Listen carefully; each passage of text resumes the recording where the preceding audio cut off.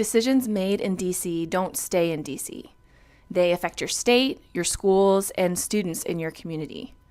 Right now, Southern leaders and advocates need to stay ready. Let's talk about it. On July 25th, over $5 billion in frozen federal education funds were finally released.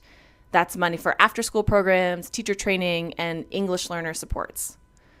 That's good news, but the damage from the delay is real, especially since the school year starts early in most Southern states. Districts were forced to cover costs with local funds and may have already cut staff and programs. Thanks to strong bipartisan pushback, the funds are finally released, and here's how much each state was waiting on. New federal laws passed under the so-called One Big Beautiful Bill Act will ultimately cut over $1.1 trillion from SNAP and Medicaid by making it harder to qualify for these programs.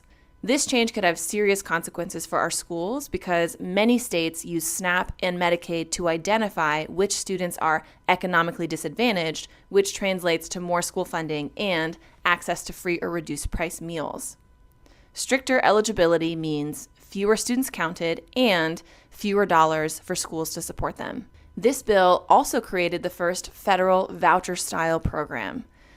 Families will be able to get a federal tax credit of up to $1,700 for donating to organizations that then grant the money back as vouchers for things like private school tuition or tutoring or other services.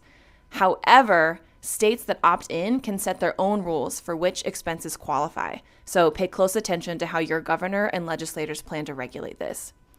Over time, this program will mean less resources for public schools, which will continue serving the students who need the most support. If you want more updates like this, tap the link in bio to subscribe and read the federal Flashpoint.